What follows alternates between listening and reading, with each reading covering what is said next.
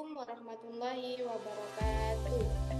Kami di sini dari kelompok 3 akan mempresentasikan yaitu materi yang berjudul sumber-sumber pembiayaan jangka pendek.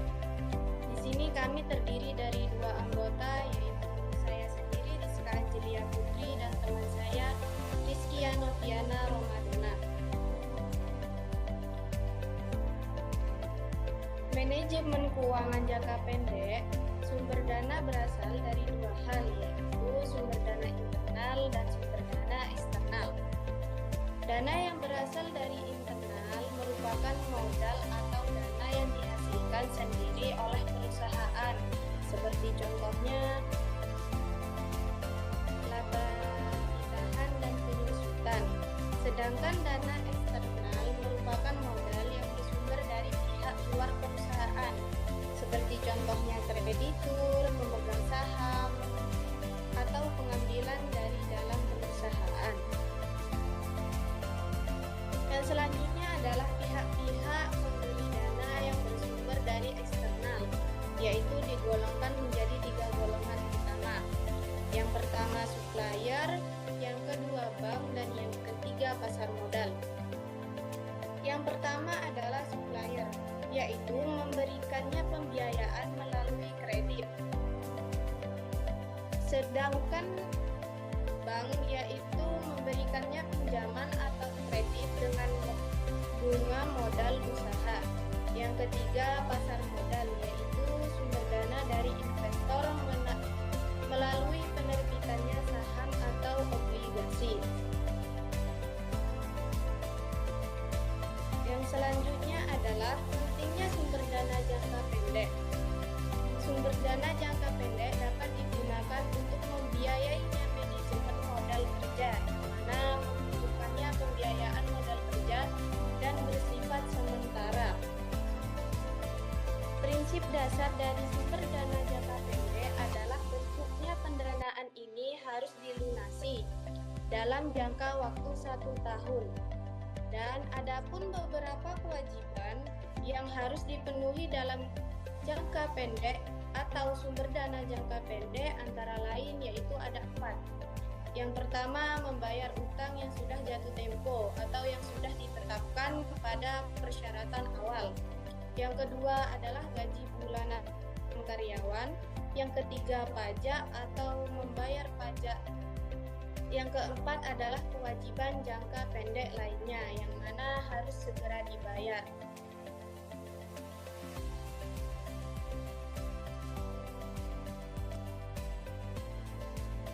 Materi yang selanjutnya akan dijelaskan oleh teman saya yaitu Mbak Rizkia Noviana.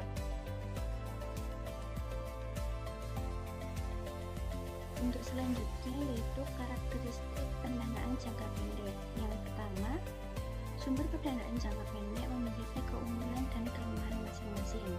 Yang kedua, jangka waktu pendanaan maksimal 1 tahun dan hanya beberapa bulan. Yang ketiga, pendanaan dana secara fluktuatif atau musiman tergantung pada kondisi keuangan perusahaan yang digunakan sebagai upaya antisipasi perkembangan bisnis. Yang keempat, dapat digunakan untuk menambah modal sebagai aktiva lancar atau pendanaan proyek. Yang kelima, memiliki kemudahan dalam pengaturan biaya bunga yang akan dibayarkan karena jangka waktu yang relatif singkat. Yang keenam, kegunaan dalam peminjaman dana jangka pendek bersifat fleksibel. Yang ketujuh, pengembalian pinjaman atas sumber dana jangka pendek tergantung pada tingkat fluktuatif bunga. Yang selanjutnya yaitu memperoleh sumber dana jangka pendek, di mana dapat diperoleh dari pinjaman yang bersumber dari kredit usaha, dagang, pinjaman dari bank yang tidak lebih dari 1 tahun, surat berharga, piutang, dan persediaan barang dagang.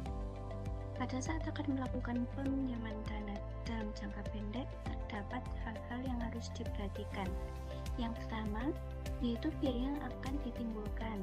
Yang kedua, dampak tingkat kredit yang dimana dapat memungkinkan efek negatif yang ditimbulkan akibat peminjaman dana jangka pendek. Hal ini dapat dilihat dari kredit rating korporasi. Yang terakhir yaitu resiko yang dapat ditimbulkan terkait jaminan. Yang selanjutnya yaitu kelompok dana jangka pendek. Yang pertama yaitu pinjaman kredit, yang kedua commercial paper, yang ketiga anjak piutang, dan yang keempat menjaminkan persediaan. Yang selanjutnya yaitu kelebihan dan kekurangan dana jangka pendek. Untuk kelebihan yaitu bunga yang relatif rendah, yang kedua pencairan dana lebih cepat, dan yang ketiga persyaratan dokumen relatif lebih mudah. Sedangkan untuk kelemahannya sendiri, yang pertama ada jumlah nominal pinjaman relatif terbatas, yang kedua jumlah cicilan yang tinggi, dan yang ketiga tidak diperuntukkan untuk modal usaha. Yang selanjutnya untuk studi kasus akan disampaikan oleh Mbak Lia.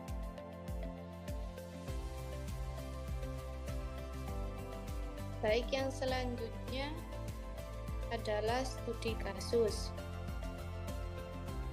Yang mana di sini kami mengambil perusahaan CV Maju Jaya, yaitu merupakannya UMKM yang bergerak di bidang penjualan makanan ringan seperti keripik dan snack kemasan. Pada menjelang bulan Ramadan, permintaan produk meningkat, namun perusahaan mengalami keterbatasan dana untuk menambah bahan baku dan biaya operasional. Maka dari itu, perusahaan CV Maju menggunakan pembiayaan jangka pendek, yaitu dengan berupa utang dagang, kredit modal kerja bank, fasilitas cerukan, dan serta pinjaman sementara dari pemilik usaha agar operasional tetap berjalan hingga pendapatan penjualan diterima.